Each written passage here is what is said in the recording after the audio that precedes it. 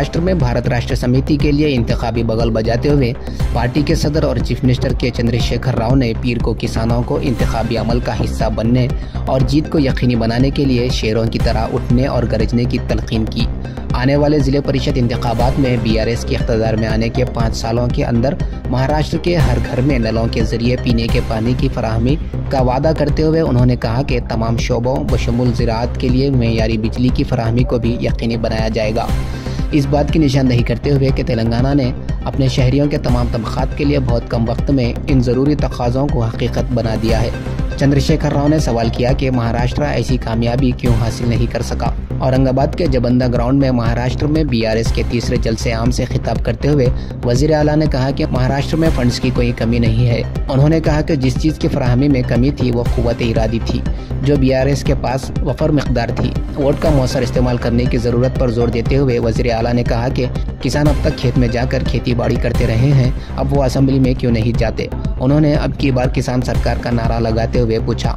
उन्होंने कहा जिले परिषद और पंचायती इंतखाबात में बीआरएस के झंडे लहराएं और फिर देखें कि मुंबई और नई दिल्ली के लीडर आपके पास किस तरह दौड़ते हुए आएंगे। लोगों को याद दिलाते हुए कि नांदेड़ में बीआरएस की सिर्फ एक मीटिंग ने महाराष्ट्र हुकूमत को तेलंगाना की रैतु बंधु स्कीम को अपनाने और किसानों के लिए 6,000 रुपये फी एकड़ की सब्सिडी बढ़ाने पर मजबूर किया था। चीफ मिनिस्टर ने महाराष्ट्र के चीफ मिनिस्टर एकनाथ शिंदे और डिप्टी चीफ मिनिस्टर देवेंद्र से अपील की। फडणवीस रियासत में तेलंगाना मॉडल की नकल तैयार करेंगे और इमदाद को बढ़ाकर 10,000 रुपये फी एकड़ करेंगे। अगर देवेंद्र फडणवीस जी मुझे यकीन दिलाते हैं कि वो यहाँ तेलंगाना मॉडल को नाफिज करेंगे तो मैं महाराष्ट्र छोड़ने का वादा करता हूँ और मैं मध्य प्रदेश चला जाऊँगा। चंद्रशेखर राव ने महाराष्ट्र में दलितों के लिए तेलंगाना की दलित बंधु स्कीम के नाफिज का मुतालिबा करते हुए कहा, ये बताते हुए कि रियासत की तश्कील से पहले तेलंगाना की सूरत हाल महाराष्ट्र से भी बदतर थी।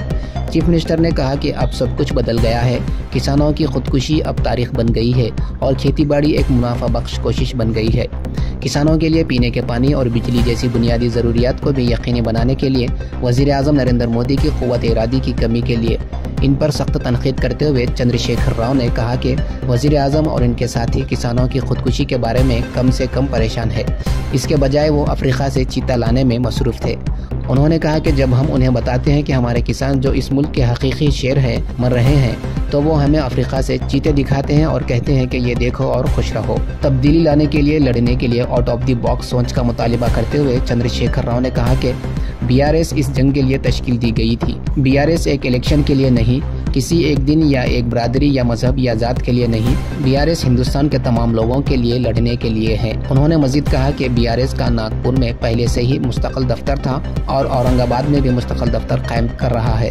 अमीर अमीर तर और गरीब गरीब तर होता जा रहा है। उन्होंने तब्दीली का मुतालिबा करते हुए कहा कि हिंदुस्तान में ये कड़वा सच है। उन्होंने मजीद कहा कि अमेरिका या रूस से कोई भी मदद के लिए नहीं आएगा और हमें खुद ही तब्दीली लानी होगी। सौों की संख्या में किसान आत्महत्या कर रहे हो।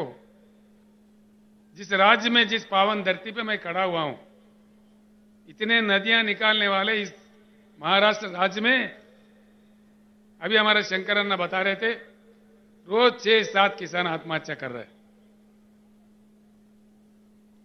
या प्रधानमंत्री को या राज्य के नेताओं को क्या पड़ी है? वो लोग तो अफ्रीका से शेर ला के दिखा रहे हैं हमारे को। अरे भाई, ये हमारे किसान शेर मर रहे बोले तो देखो देखो, ये अफ्रीका का चीता है, ये नामीबिया का शेर है, इसको देख के खुश हो जाओ। क्या समझ में आता है? समस्या का वो समाधान नहीं है। इसीलिए मैं हमारे शेतकरी भाइयों से और बहनों से हाथ जोड़ के विनम्र पूर्वक प्रार्थना करता हूं, जब तक हम खुद शेर नहीं बने हमारा समस्या का समाधान नहीं मिलेगा। तैयार होना चाहिए। दारुसलाम बैंक रियासत तेलंगाना का मुस्तहकम बैंक, जो गुज़िश्ता 35 साल से आवाम की खिदमत में मसरूफ़ है, जहां तमाम तर मॉडर्न बैंकिंग सहूलियत दस्तयाब है।